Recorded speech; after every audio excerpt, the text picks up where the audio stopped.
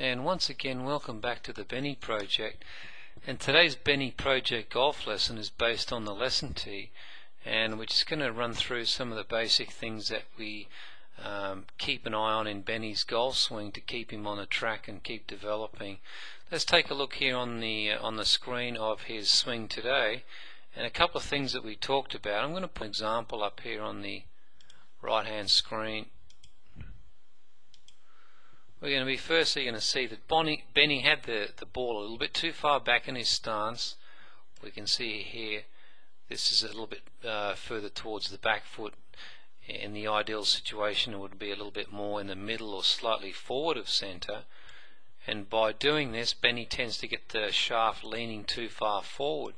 If we draw a line here on the shaft angle, he's got too much lean on the shaft here in the setup position.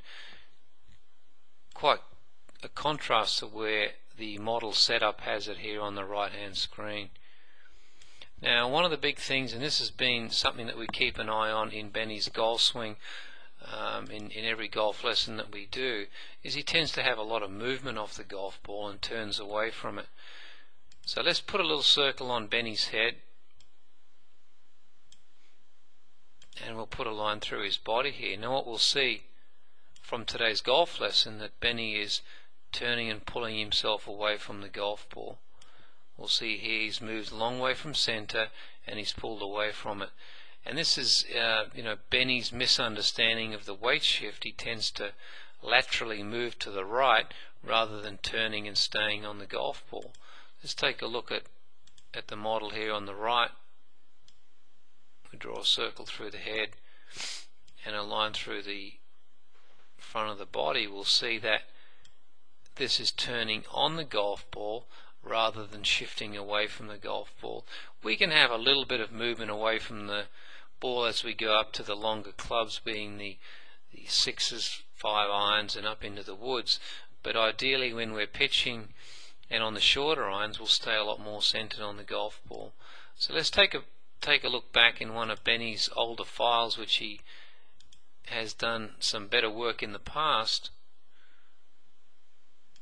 We'll draw a circle through Benny's head here, and this is about a month ago, and we'll see that Benny managed to stay on and turn on the golf ball rather than shifting away from it, in contrast to where he was today, being pulled a long way away from it.